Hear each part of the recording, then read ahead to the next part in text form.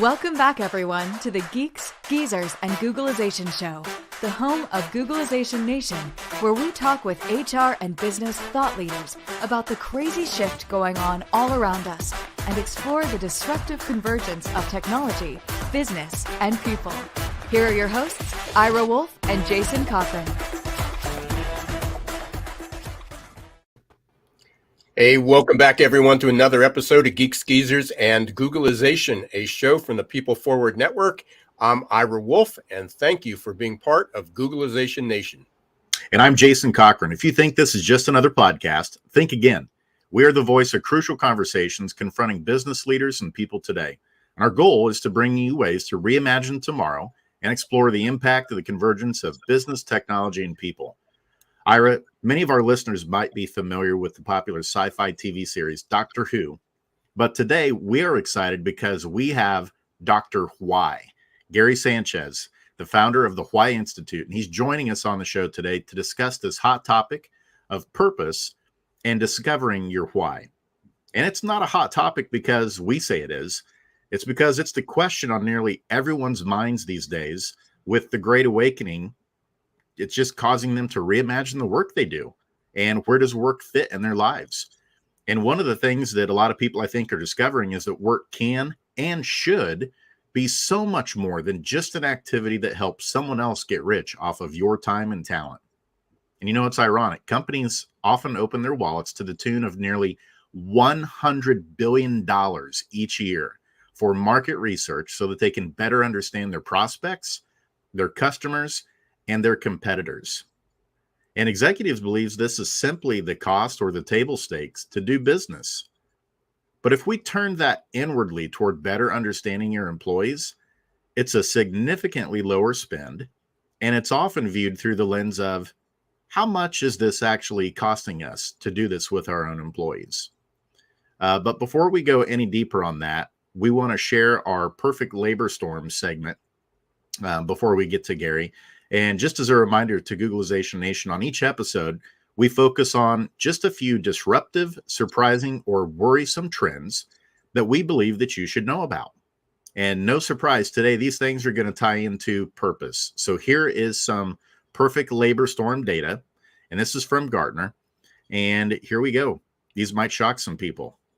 65% of working Americans are rethinking the place that work should have in their life. 62% are longing for a bigger change related to work in their life. 56% want to contribute more to society. 52% are questioning the purpose of their day-to-day job. And 50% have changed their expectations toward their employer. Jason, I mean, the only thing I can say for that is wow.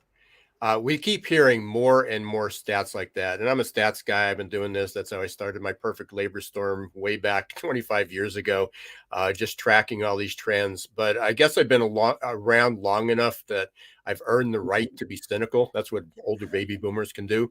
Right. So I'm not sure. I would love to go back and look at some of the surveys that were taken back 25, 30, even 40 years ago.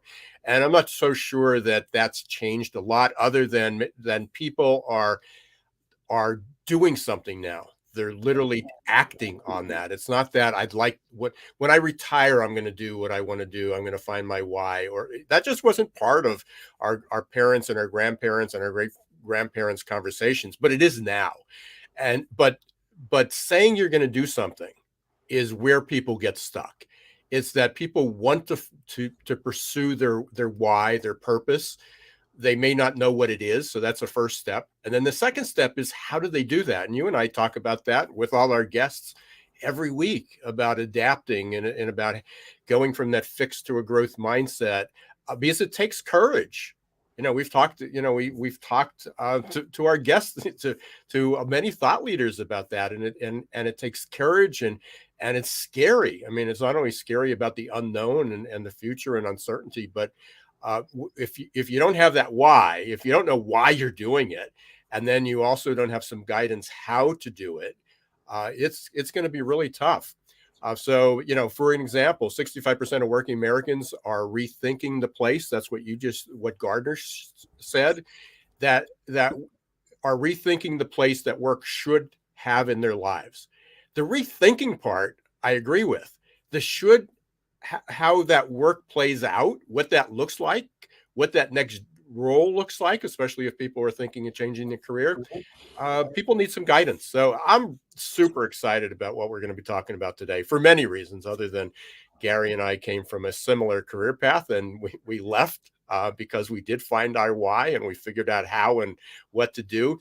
But we're going to find out from Gary Sanchez how, why, how, and what in just a minute to help everyone that's in that same role. So before we bring Gary on, just a quick reminder. You can earn SHRM credits by listening to Geek Skeezers and Googleization. That's easy for me to say. Geek Skeezers and Googleization podcast each week. All you need to do is subscribe to Googleizationnation.com and go up to the website, Googleizationnation.com.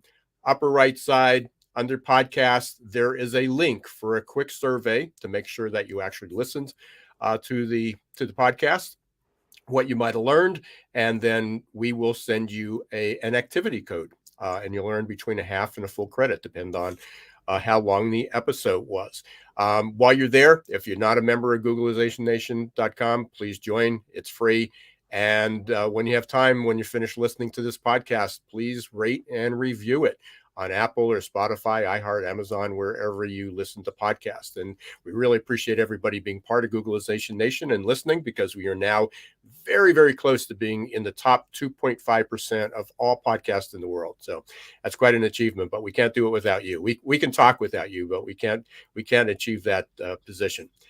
So it's probably a really, really good time to bring on Gary Sanchez, Dr. Gary Sanchez right now. So let's give a warm Googleization welcome to Dr. Gary Sanchez. Hey, welcome, Ira. Welcome, Jason. Thanks for having me on. It's a pleasure. Yeah, it's fun. So Gary, I mean, we were chatting before the show. We've had a similar career path. You just left 2 years ago. I left 17 years ago, or 27 years ago. 17 years ago, I was just a kid. 27 years ago, coming from a world of dentistry. And, as I always described it in my TED Talk, I loved everything about dentistry, but it took me. I wish I knew you 27 years ago, because I knew I knew that I needed. I wanted to leave, and I knew I was going to be a consultant and help other people. Maybe, either if they enjoyed dentistry or teaching or law or accounting or engineering, that I would help them do that better. But I didn't really have I didn't have a blueprint. I didn't have a model. I was just out there doing it. And I think that's the struggle. But you had done a dual career for a while, but you left because you too found what your why and your purpose in life. So we can't wait to hear about that. So let's talk a little bit about that. What was your journey like? Again, and some of it's fresh in your mind.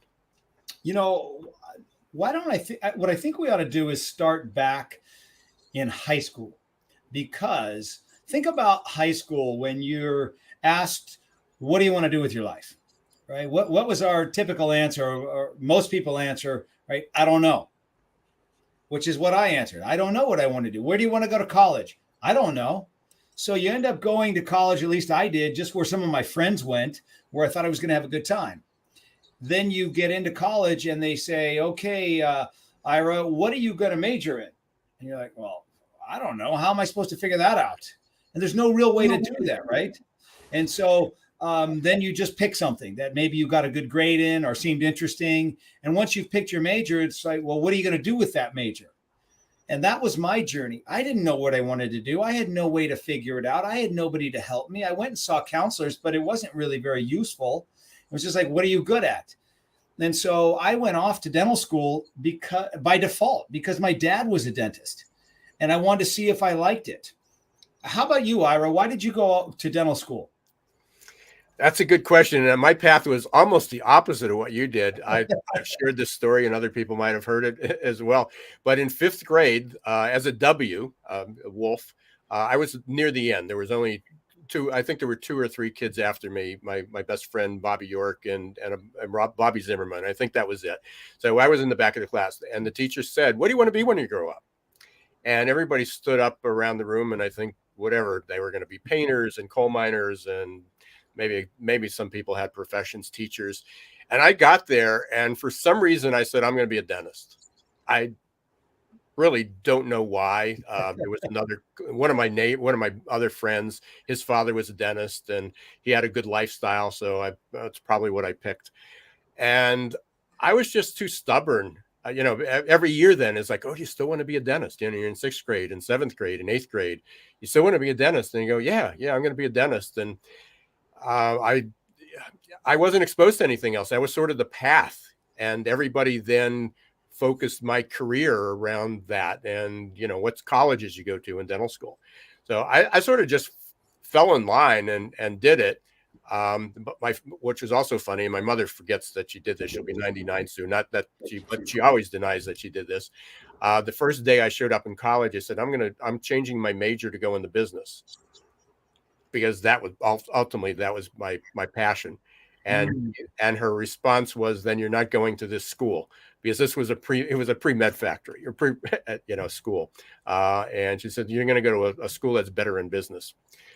But obviously things have changed, and but I persisted, and I loved building it, and I certainly have a sense of accomplishment of everything I did. And I don't necessarily say it was a bad move, because I learned a lot.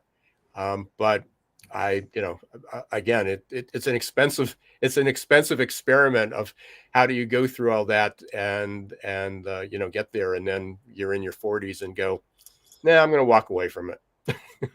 Well, that's exactly what happened to me. I went to dental school, like I said, as by default. And then when I got out, I actually had a great time in dental school. And when I got out, the advice that I was given by the gurus of that time was build a great product and people will come, right? Go out and do the best job you can. People will naturally and mysteriously find out about you and come see you. So I did that. I spent 20 years getting to the highest levels you could get to in dentistry, going to the best institutes, the best mentors, built a beautiful office, all the technology, all the stuff. And I had a great what.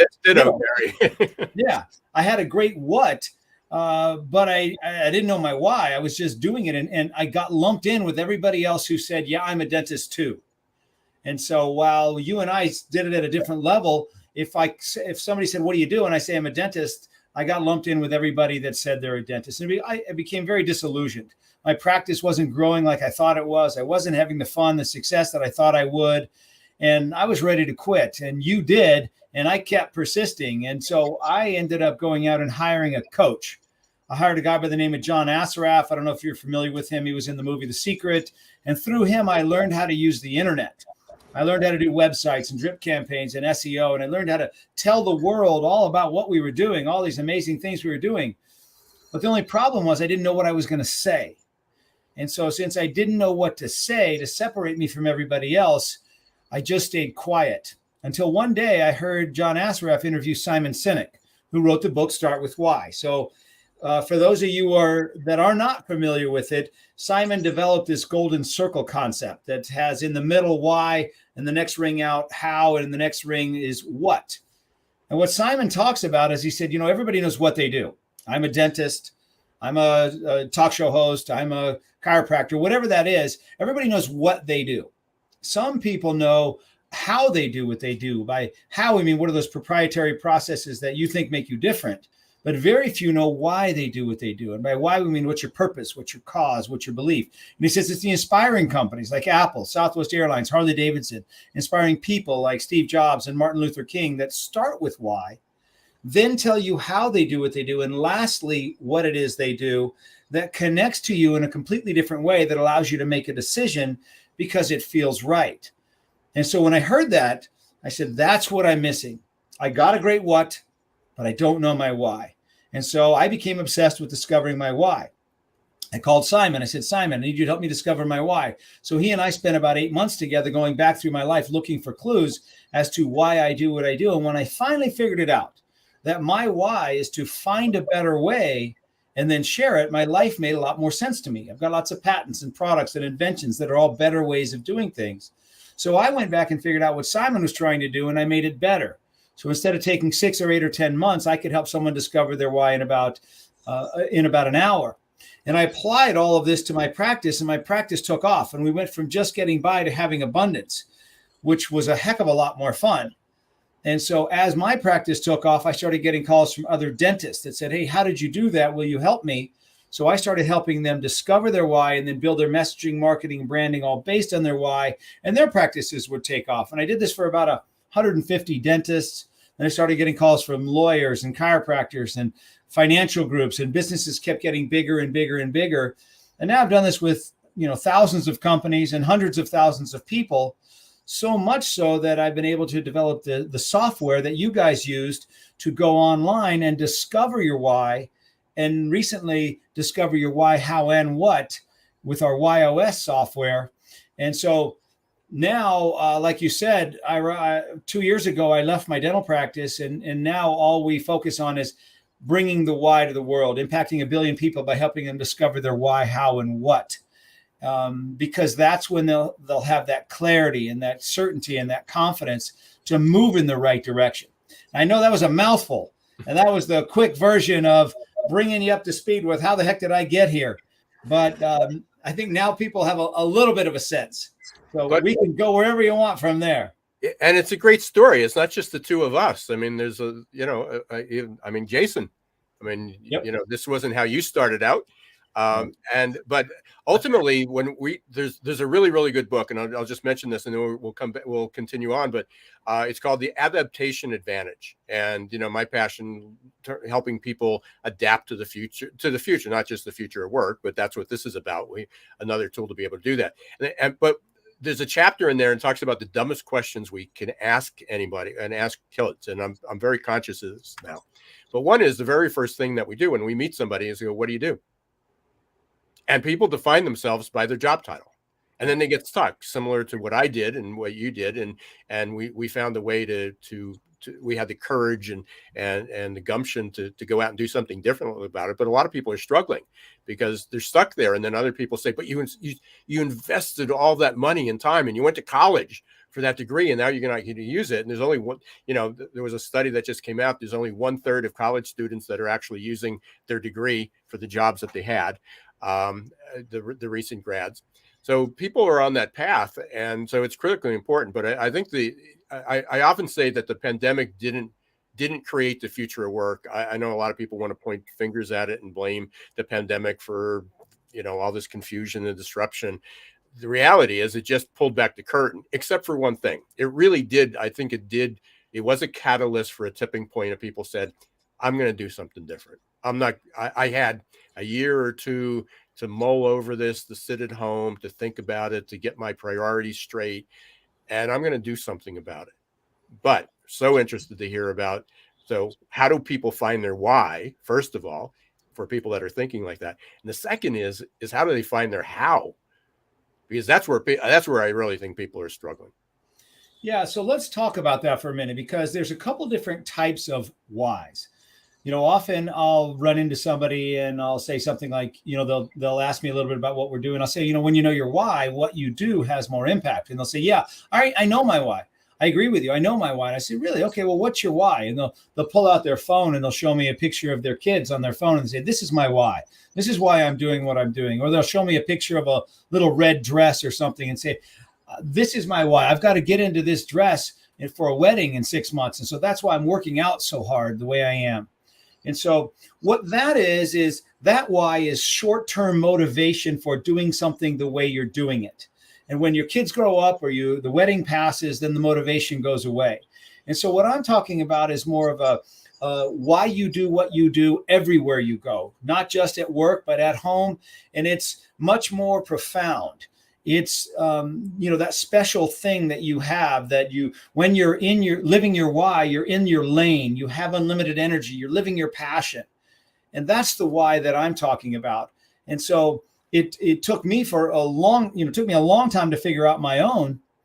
But now that I've done it with so many thousands of people, I did it for thousands of people for free because I became obsessed with helping them discover their why. And I started to notice patterns and trends and similarities. And I figured out that there's only 9 different whys. And that was the most important thing that I discovered, because once I figured out there was 9 whys, we could help people discover their why much quicker, much easier, because I was able to develop the software where you can now go online and discover your why in about 5 minutes. So how do you discover your why? I don't want this to sound like a sales pitch, but if your why is that important in your life, if everything you do comes from your why, your passion, your purpose, your direction comes from your why, don't chance getting it wrong. Don't make it up. Don't kind of know it. Don't think you know it. Go figure it out. It's not very expensive to go do. On our website, it's only $47. So just go do it, and then you'll know what your why is, and then you can go from there.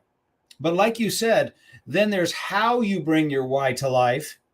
And lastly, what it is people can count on from you. We call that your WHY.os, your why operating system. That's your internal motivation, but it's also your external message. It's how you tell the world what makes you special, which then allows you to have that clarity and confidence and certainty to make decisions, to move forward faster, right? So how you do it is, here's the interesting thing that I think you guys both know now is we figured out that one of the 9 whys is your why, one of them is your how, and one of them is your what. So I'll give you an example. In my case, my why is to find a better way and share it. My life has always been about finding better ways and sharing them with the world, improving things. How I go about doing that is first by me getting clear on it and then making it clear for others. And ultimately, what I bring is a simple solution so that everybody can do it. So my why is to find a better way. How I do that is by making things clear and understandable. And ultimately, what I bring is a simple solution. And Jason, we know your why. You haven't gotten a chance to say a word here. So if you're just listening and not watching, he's here, but he hasn't had a chance to talk yet. It's too good. I'm waiting for a chance, but it's just too good right now. I'm enjoying listening. Well, let's talk about your WHY.os because we know your WHY.os. I know. So you guys get to hear Jason all the time. And Jason's why is to contribute to a greater cause, add value, have an impact in the lives of others. How he does that is by making sense of complex and challenging issues, challenging problems. And ultimately, what he brings is the trusted source. He wants to be that person that you can count on because if he says it, it's going to be true. How does that feel to you, Jason? You know me better than I know myself, Gary. Right. That's the thing. I want to reinforce for our audience. Gary, you mentioned like if we really care about who we are, what we're about, our why, $47 to figure that out. Are you kidding me? That's incredible. And when we think about how much money we waste on other things, like if we really want to understand our why and help it guide and direct our lives, it absolutely is worth it. I was blown away when I did this assessment a few months ago. Not only in terms of how accurate it was, the direction it gave me in terms of understanding the types of experiences and activities that I go out and seek to have become a part of my life, not just whimsically saying yes to whatever, opportunities out there, but understanding, does this connect to my why, my how, and my what? Helped me tremendously. And I can only imagine too, Gary, like we're talking on a personal level right now, like each of us individually need to figure this out. But can this framework, this assessment that you've created, do these things also carry over to helping businesses and organizations figure out their why, how, and what also? Great question. Let me give you an example of how this plays out. So let's use Steve Jobs because everybody knows him. His why is to challenge if you know anything about his life and how he lived his life, his why is to challenge the status quo, right? Think differently. He didn't follow the rules. He didn't do things the way other people thought he should do it. He did it his own way. How he would go about doing that is by constantly looking for better ways to do things. And ultimately what he would bring is he would simplify things to where they were easy to do. Remember how he dressed? He wore the same thing every day, black mock turtleneck, jeans, tennis shoes. He had those glasses that were just 2 round pieces of glass and 3 pieces of wire. Everything was simple. So he would challenge what convention said, find something better, and then simplify it to where it was easy to do. That's him in his personal life, but that's also the message, the why, how, and what of Apple. And everything Apple does, they challenge the status quo. They challenge the phone industry with the iPhone, the music industry with iTunes, the watch industry with the Apple Watch. You could go on and on. How they would go about doing that is by looking for better ways to do things. Instead of using keys, they use glass, right? And then they would simplify it down to the point where a 93-year-old and a 3-year-old could use it with their finger. And so they would challenge the status quo, find a better way, and simplify it down to the point where it's easy to use, which is exactly Steve Jobs' why. So if you lead a business, if you're the visionary, if you're the leader, you're the owner, your why, how, and what are the why, how, and what of your business. And so the clearer you are on who you are, by knowing your why, how, and what, the easier it is to develop your messaging, your marketing, your branding, your culture, your ideal client. All of those things become so much easier when you know your why, how, and what. And it's just the first step. So here's something I really want to clarify. Imagine that if you're listening to this and you're confused and you're not sure who you are, how to articulate it, what direction you should go, where you can find your passion, what you should do next in your life. And you're looking out at all of these assessments. There's Myers-Briggs, there's Colby, Strength Finder, DISC. You can go on and on and on. There's some great assessments out there. And you're wondering, where should I start? What is my first step? Knowing your WHY.os is the first step. Those other assessments, as good as they are, those are how you take action, but not why you take action. If you start with your why, the rest become easy. If you don't, and you start with your how, you're going to jump from assessment to assessment to assessment, trying to figure out little bits and pieces about yourself. Start with your WHY.os.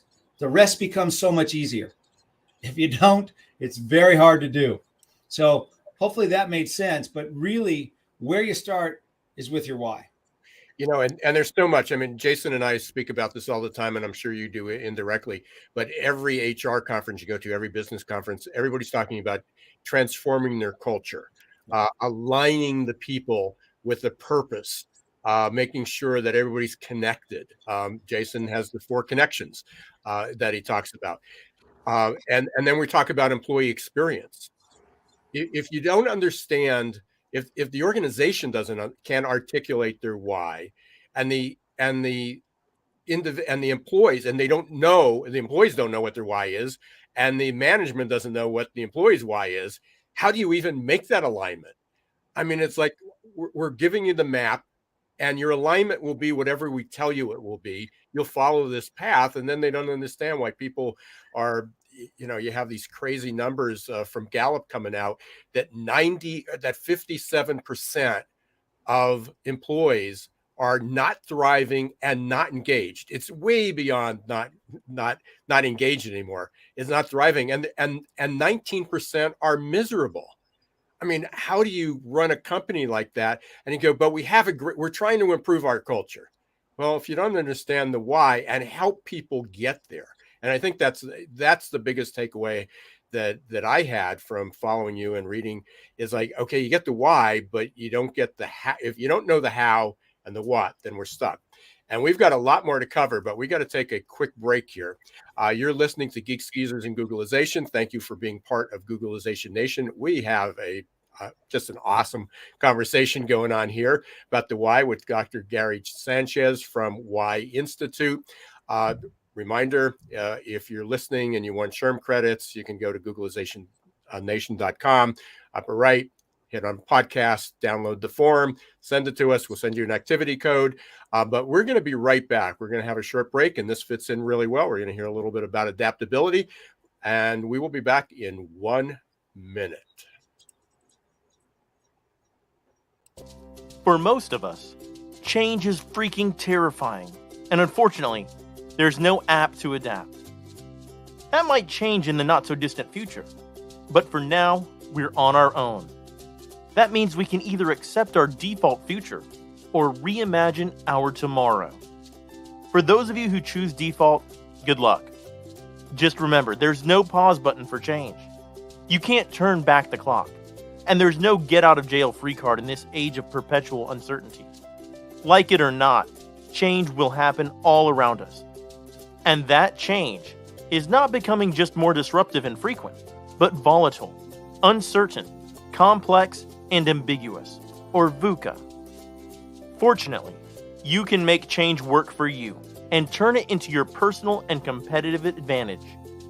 Reimagine your future to one in which you're living with purpose, you're happy, and you're growing, thriving, and flourishing. If you're ready to rewrite your next life chapter and regain control of your destiny in this never normal world, your journey starts here. Contact the leader in adaptability and making change work for you, your team, and your organization. Ira S. Wolfe, adaptability.expert. Hey everyone, welcome back to Geeks Geezers Googlization. Thank you for being part of Googlization Nation. We're here today with Dr. Gary Sanchez from the Why Institute. I did forget to say this. Actually, I didn't forget to say it, but I was on mute before. The reason that Jason wasn't talking, Gary, is because around dentists, nobody wants to open their mouths. Which I know isn't the case with Jason, but That's awesome. I love it. That would have been the standard line. If you want any more information about adaptability, and again, it fits so well into this conversation today about the why of how people need to change and where they're struggling, or I want to change, but I don't know what to do. So certainly go up to the Why Institute and find out what your why is, but also the AQPlusMindset.com, AQPlusMindset.com. Is where we're helping people with their growth mindset of how do you get beyond that fixed mindset that I'm too old to do this. I'm too old to find my purpose. I'm too old to find my why. And I got to tell you, I mean, I'm by far the oldest on this group, and I'm still on that search. I will also tell you, Gary, that I have the print part of the printout in front of me. And I'm in the assessment business. I take lots of assessments. I mean, I don't know how many over the time. And every day somebody sends me an assessment. Can you try this? And, some of them are okay. This one, it was like, okay, what's this one going to tell me that I don't know about myself? Especially, I wrote a book on not the why, but on business motivators or personal motivators. And the one line that just popped out was, you are often referred to as the go-to person. And I just said that to my wife, Jerry, the other day. It's like everybody, it's like, no, I can do it. I can do it. And go, oh, it doesn't work. I need help. Can you help? It's like, it's always like I'm holding up the world, which is the downside of being a contributor, right? That's my why. I'm the contributor, is that all of a sudden you create that world where everybody comes to you because you want to help. But then everybody wants to come to you because they think you want to help. Can I make a comment on something that I think we might find interesting as well, which is the concept of change, or if we're talking about an individual changing, not a company, because companies change all the time and so much else changes. But if I go to you, Ira, and I say, Ira, you need to change, how does that feel to you? Oh, from me being told what to do? Yeah. And not having 100% control over my own destiny. That's terrible. You've lost me. I'm not listening anymore. Yeah. And how often do people actually change? How often does somebody make whatever changes a lifelong thing? Right. So I look at it differently. I don't think that people need to change. Ira, I don't think you need to change. Jason, I don't think you need to change. I think you just need to be able to unleash the real you. Let the real you come out, fully be yourself, and that's all you need to do. You're already good enough. I don't want you to change. I just think most people don't know who they are, so they try to be something, but they don't really know who they are. And once they know who they are, now I can be me. I can fully... You don't want to be somebody different than you. You just be yourself. And so that's why I'm wondering how you guys feel about, instead of somebody changing, we let them, unleash them or let them just be themselves. What do you guys think about that? I think it follows with pretty much any successful psychological theory as to who we are as Homo sapiens. I mean, that's just who we are. We're resistant to change. We are very resistant to being changed in some way. And so this concept of unleashing, I think what it does is it helps us understand the lenses of many times we're trying to get people to fit certain pre-constructed models and things like that. And that's the challenge, I think, with a lot of the other assessments is sometimes we put people in a box, and what you're doing is you're helping them define who they are. You're unleashing them out of that box to be truly who they are. And there's so much value there in doing that. And so when we're talking about these types of things of unleashing people, I'm wondering what is kind of like that next step. So once they know about who they are, how do they go about taking those steps of what does it look like and how do they go about doing it? Are there some support systems in place that Why Institute offers to help them understand what those next steps are to live out that why? Yeah. So let's take somebody through this path. They don't know what they want to do, or they're just kind of stuck right now. They're lost. And so first step is let's discover your why, how, and what. Why you do what you do, how you bring that to life, and what people can count on from you. And then you'll have that clarity to be able to say it. Because when you can say it, that's when you know it, right? Okay, so the next step is, the next question would be, do you know what you want to do with your life, or do you not know what you want to do with your life? If you already know and you're already doing it, then let's take your why, how, and what, your WHY.os, and let's apply it to your business. And we'll help you develop your culture, your messaging, your marketing, so that you can have a bigger impact being you. If you don't know what you want to do with your life and you're wondering where you fit and you're wondering where you find your passion, there's a process for helping you get on the right career path. Because here's a really important point. When what you do is in line with why you do what you do and how you want to express it, you will have passion for what you do. Let me say that again. When what you do is in line with your why and your how, you will have passion for what you do. And passion is the fuel that gives you the energy to pursue your dreams. Without passion, you don't have energy. You won't stick to it. You'll give up. But with passion, you'll stick to it until you achieve your result. You'll love doing it. So the key is to put people like Colin said in his book, Good to Great, put the right people in the right place doing the right things. They'll have passion for what they do.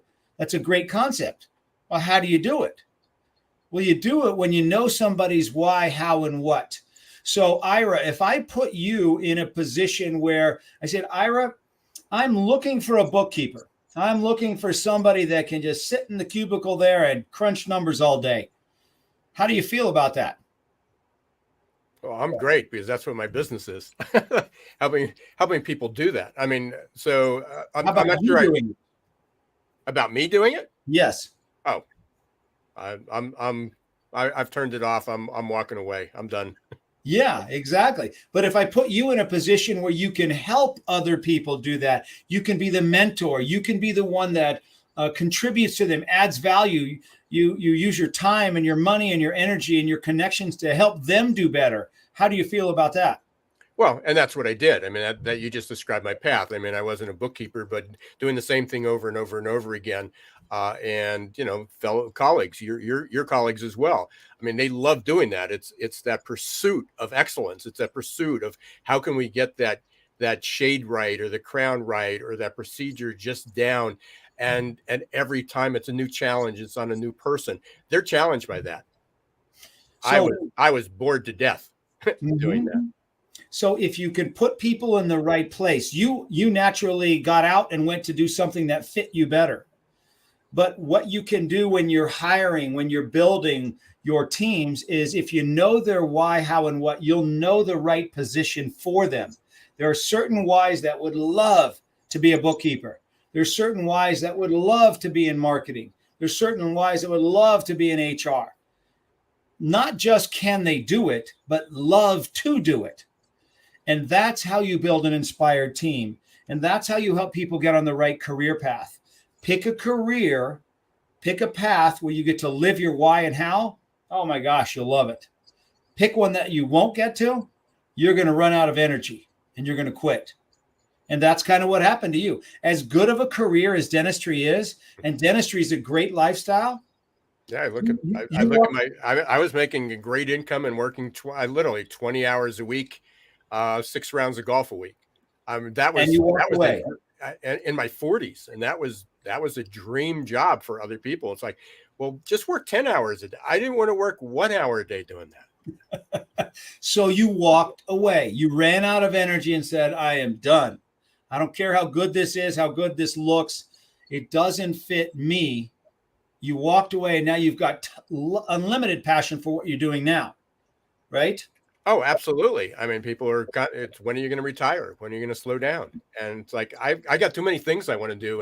And which is a bit of a challenge, but I'm juggling like 3 different businesses right now in the pursuit of shifting the business to helping the why, helping that bigger cause and ultimately the contributor, sized me up pretty well.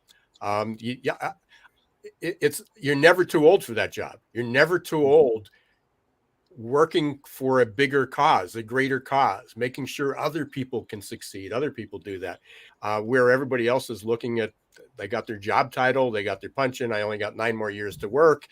And then you find out how many people are unhappy, after that happens. And obviously a lot of people are unhappy now in their 20s and 30s doing things that they don't need to do. Gary, we are this can go on forever, but we're approaching toward the end, and we have a couple of things that we want to make sure. But we always have a favorite question at the end, and one of them is, before Jason gets to his lightning round questions, what didn't we ask you that we should have? What is my vision? What is your vision, Gary? There we go.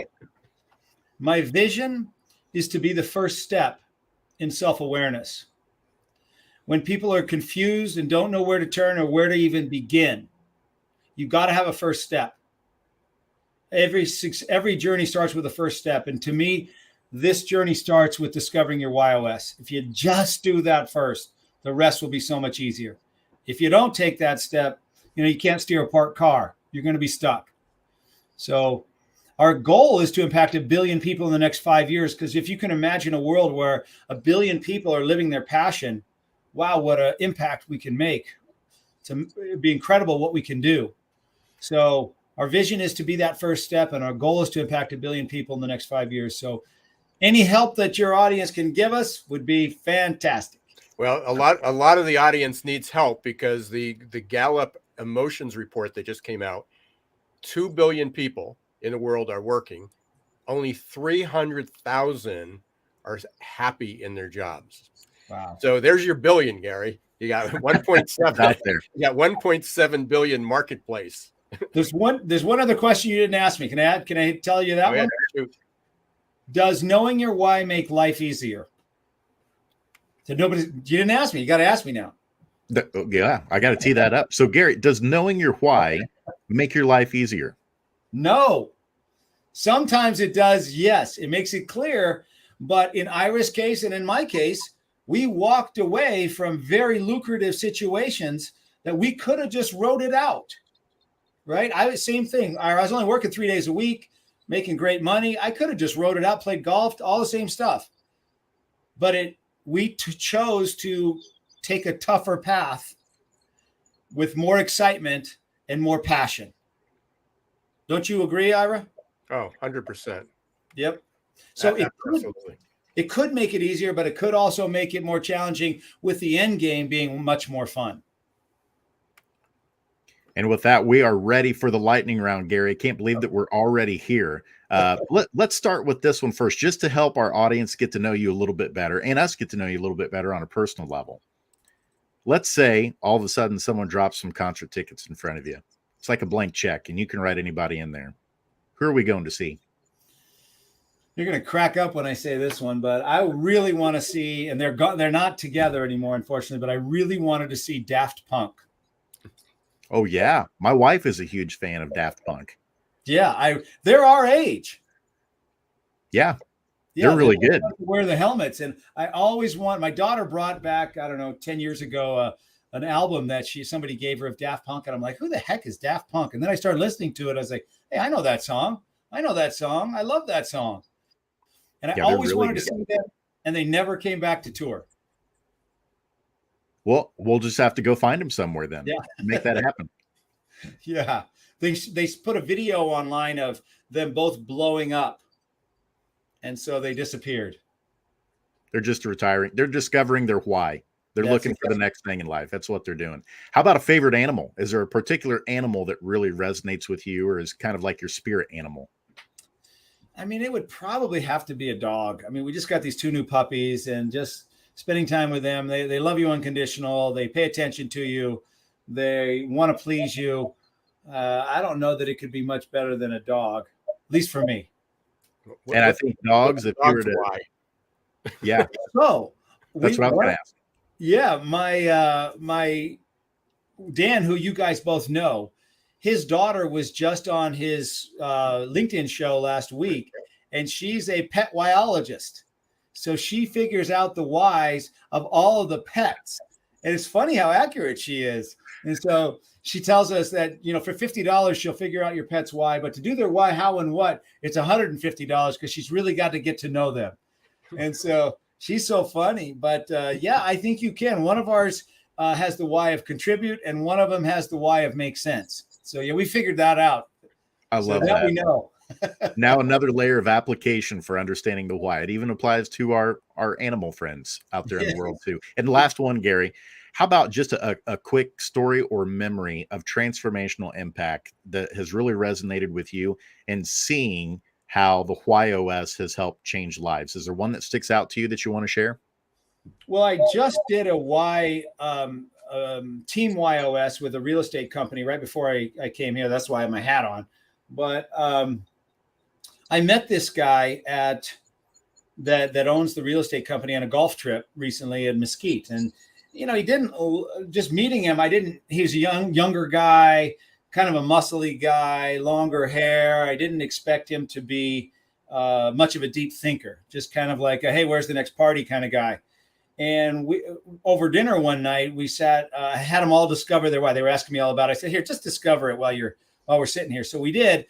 And then we started having these conversations, and it was turned out to be just an amazing evening of transformation for him and his guy and the guys that work for him. And they brought it up to me just now when we were working. They said, you know, that dinner we had, my life. And he said this to me, and he says, I don't want this to sound funny, but I think about you now at least 10 times a day. And I was like, yeah, I don't know that I should know that. And he goes, no, what I mean is I think about, I said, I think about our conversation and discovering my why and what an impact it's had on me and my ability to communicate with my team. So he brought all of his team members here today to go through the same thing. But it's pretty much common to once people discover their why, their how, and their what, how clear their life is, how clear their path becomes. I had one daughter go through high school and college not knowing her why, and I had one daughter going through a high school knowing her why, and their paths were completely different. The one that knew her why has been a straight to what she wants to do, and the other one has been, 6 years of college. It took a year off, and it really makes a difference as far as clarity. So I see it over and over. I could go from story after story, but it really instantly impacts people in their ability to know themselves and figure out what direction they should go with their life. I love it. Well, Gary, thank you for being with us today. Real quick, before we let you go here, how can folks get in touch with you and learn more about the Why Institute and the WHY.os operating system? So just go to whyinstitute.com, and you'll see a place where you could discover your why for $47, discover your WHY.os for $97. If I were you, I would just discover your WHY.os because that's where you're going to end up anyway. But it gives you a lot of insight into why you do what you do, how you bring that to life, and what people can count on from you. So decisions, direction becomes so much easier for you. So go to whyinstitute.com. You can also follow our podcast. Our podcast is Beyond Your Why, where I bring on people. Well, Jason, I had you on there. So we talk about how your whys played out in your life, right? It was That's a fascinating conversation. Go listen to my interview with Jason. I think you'll find it fascinating. Perfect. And Gary, we cannot thank you enough for coming on the show today and helping Googlization Nation understand not only their how, or their why, but their how and their what. of how they're going to go execute on that. So we'd love to have you back on again in the future. Thank you so much for joining us. Thanks, you guys. Have a great day. Hey, thanks, Gary. Appreciate it. Ira, we could have kept going on and on this one. Every time we talk about this stuff, I mean, this is existential stuff. And we hope that our listeners, that this is the type of stuff that animates them too, because this really is the core of everything that we do as people. Oh, what were some of the big takeaways for you, Ira? Yeah, there were two of them. One of them was, just how to explain the why. I think Gary articulated so well that you say, what's your why? And somebody pulls out their wallet and shows you their kids, or a boat, or, their pets, whatever it is. And your why is so much bigger than that may be part of that. And that's what you value. So that was the first. The second is I'd love to get Gary back to go into this in greater depth, because he talked about that people, the thing about asking people to change, which we ask all the time now, we talk about adapting, and maybe that's a euphemism for change. But we shouldn't be asking people to change, because we want to uncover their potential. But I guess I challenge that, and this is where I'd go deep into it, and we'll have to have another conversation about this, is I just know too many people that go, I'm too old to change. I don't need to change. I mean, the world's wrong. The world needs to change for me. Why is everybody bothering me? And I'm not sure if people take that literally, that people don't have to change. And it's like, well, I know my why, and I'm not sure they do at that point, but I guess it's, how do we articulate better? I'd like to have a conversation around how do we articulate that people don't have to change. Yeah, that was a big takeaway for me too. As I look back on my life, have I changed? Absolutely. If someone came back to me as a 20-year-old and said, "This is who you need to be at soon to be 43," I would have been like, "That's not the path I'm on. That's not what I want to do." Yet here I am, and I'm living out my why. And so sometimes there's that disconnect of really understanding who you want to be. But when he talked and he used the word unleash who you are, I absolutely love that. And so marrying that concept with, yes, you got to unleash who you are, but also understanding who that is when maybe you're 20 compared to who it is when you're 40, when you're 60, and you're 80. It's okay if that changes. And it probably should change to a certain degree over time. The core of who you are is probably going to stay the same, but there are going to be different expressions probably of that aspect of your personality. And of your existential reality of how you get to express that as a healthy part of your identity. And so, yes, I'm hopeful we can get Gary on again to dive in more specifically into that, because I think there are so many fascinating applications for the why discovery tool and the why assessment. And we didn't get into this, Ira, either. He brought it up earlier. Kids, we should be doing this type of stuff with kids in school, preparing them so that once they are done with high school, it's not like, I'm not really sure what to do. Well, so we can do that next time. Yeah, I brought up the adaptation advantage, and they had 3 questions there, and one of them was, what do you do, is the first dumbest question we can ask, and what do you want to be when you grow up, and what's your major? And Gary hit on 2 out of 3 of those, which are really not the right questions that we should be asking. To think is that, hey, I've got my grandkids up here, 3 and a 1-year-old. 1-year-old wouldn't understand it. The 3-year-old, it's like, rather than what do you want to be when you grow up, which he wants to be a garbage truck driver. But ultimately it is the why. What's his why? And if we can do it with pets, we can do it with our grandkids, and you can do it with your 4 boys.